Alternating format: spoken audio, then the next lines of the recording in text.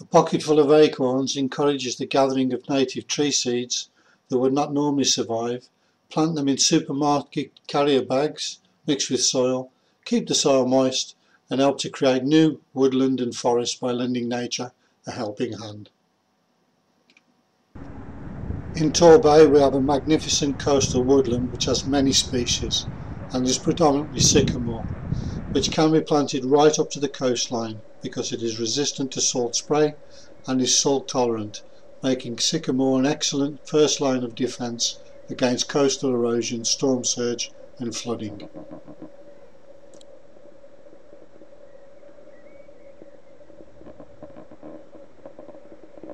In stark contrast, the coastline of East Anglia is treeless and rapidly eroding.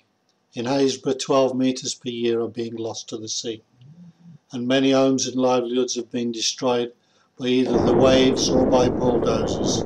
Homes in this region are worth as little as £1. All along the East Anglia coastline there is little vegetation left to protect the fragile sandy soils from wind and surf erosion.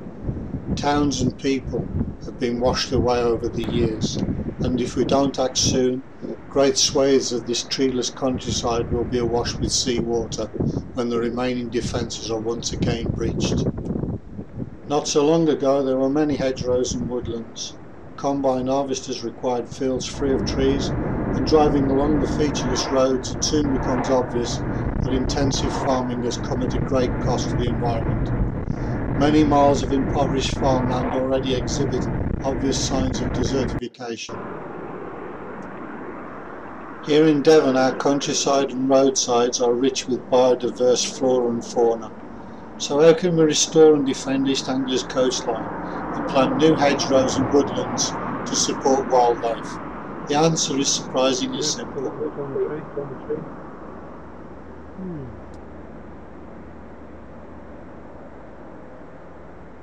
Absolutely gorgeous.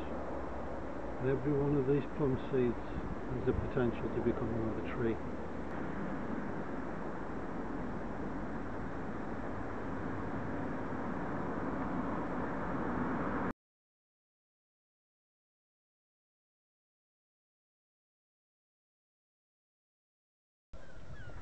Hi, introduction to a pocket full of acorns project.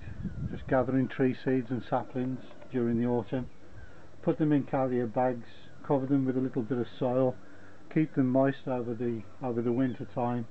Here we are in March, and these are golden gauge plums. We ate the fruit and we saved all the seeds, and now we have a bag full of germinating seedlings. These are beech seeds that we collected in the autumn. With the beech seeds we just left them in the carrier bag to germinate, keeping them moist over the winter, and as you can see we're now planting these out, ready for transplanting when we get a new planting project off the ground. And you just pick all of these seedlings out, just make a little hole and plant them with the taproot facing down. Oops.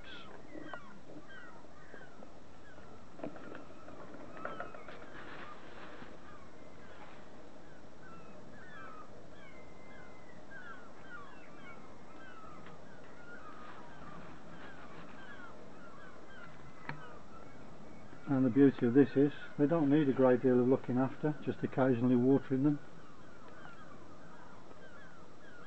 and nature will do the rest.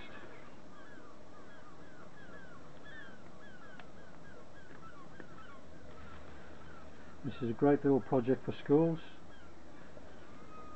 and we're hoping to transplant a lot of these trees onto the East Anglian coastline to try and add some stability to the coastal area that's fallen into the sea. Properties in East Anglia now fetch £1. Yep, that's right, £1. The government's action plan is to let the properties fall into the sea and to do nothing. Well, if we plant a lot of trees, I'm sure we can arrest the erosion at the coastal zones.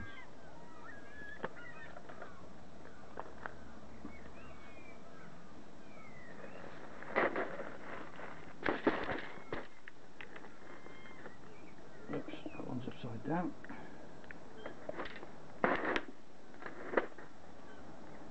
To the carrier bag, give them a good mix with some soil to spread the seeds around. This will make separating them easier. So mix the seeds and soil thoroughly together and add some more soil.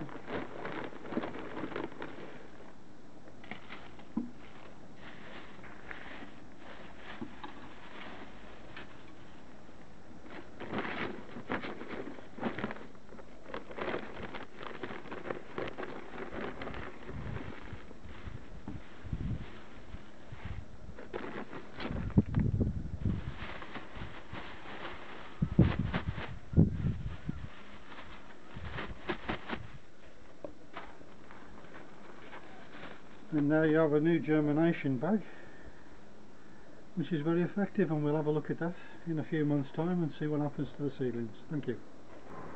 When your trees have germinated, they can remain in carrier bags for a few years, taking up hardly any room and requiring little attention. The golden gauge plums we grew in the carrier bags are now ready for transplanting into individual plastic pots.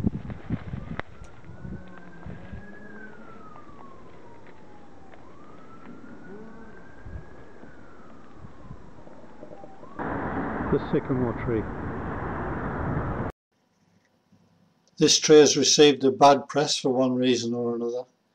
Its timber is a useful product and was used to manufacture wooden barrels. The sycamore is robust and grows to impressive heights. It can withstand high winds and is salt tolerant and resistant to salt spray from the sea.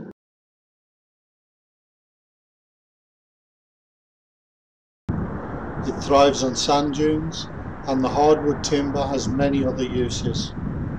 A living bioshield of mixed trees and vegetation will provide a wildlife haven that becomes stronger over the years, as opposed to expensive concrete and steel structures that are destined to become undermined by the wave action and subject to collapse.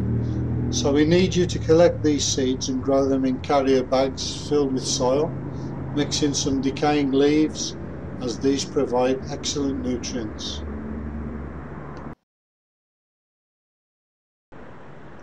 There are many other species of trees in the UK that can be grown using these tried and tested methods. We are about to lose 30% of our native trees due to ash dieback disease.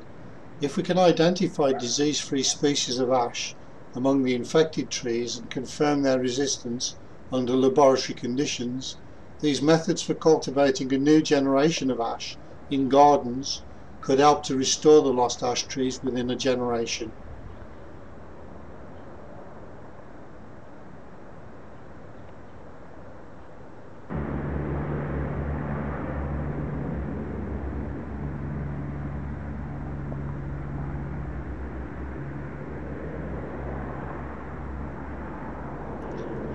If plastic carrier bags were printed with a pocket full of acorns instructions and web addressed for more details and charged out at 2p per bag, with a penny going towards supporting the Coastal Erosion Biodefence Initiative, we will reach out to everyone to grow a virtual garden forest capable of defending our dwindling coastline while providing wildlife habitats and sustainable resources for many generations to come.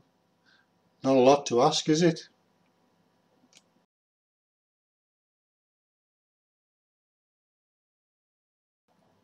There is a long history behind this project, which was started to prove that a pocket full of tree seeds in the right hands could go a long way to repairing the devastation we are leaving to our children. New woodland and tree-covered roadsides are thriving because people like you decided that they could be part of the solution rather than part of the problem, and that is all it takes to make a huge difference.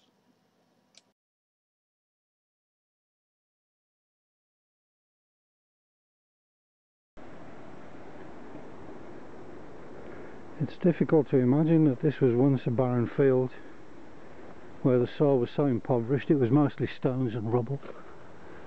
And a group of people from the local area responded to an advertisement to come and plant some trees, and now it's a magnificent little woodland with such a huge variety of plants and trees. It's absolutely incredible. It's taken about 11 or 12 years to get to this stage. Some of the trees here are about 17-18 foot tall. Absolutely magnificent.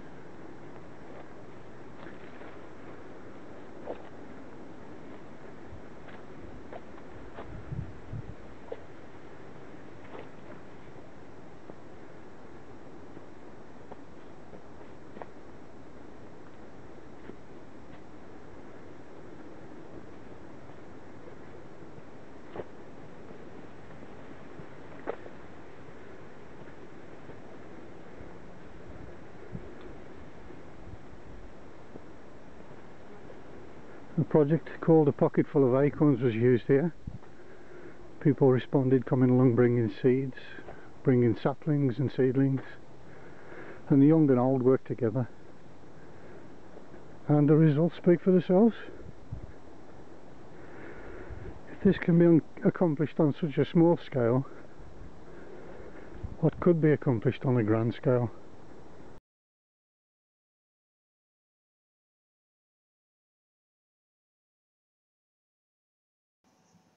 I would like to say a big thank you to our excellent media for rising to the challenge.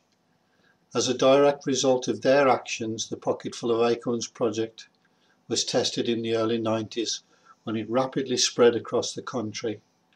Many schools adopted it, councils embraced it, and wrote to ask permission to roll it out.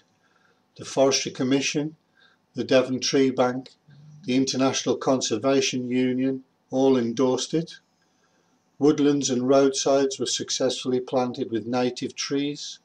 Letters applauding this simple yet powerful solution poured in from all over the UK, and I know from the experience of planting many trees over my lifetime that our efforts will continue making a huge difference long after we have passed.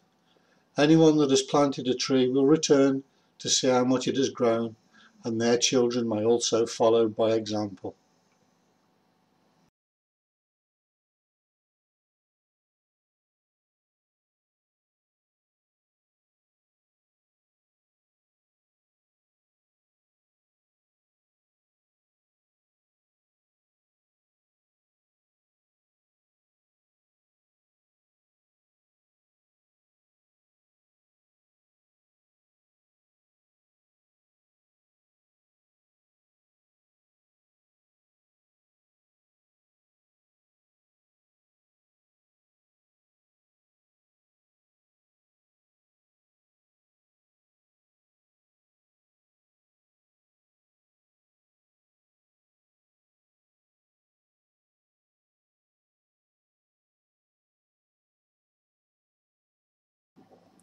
The Freedom Visionary Trust is sponsoring this new initiative to use trees and vegetation as a bio-sea defence against coastal erosion and flooding.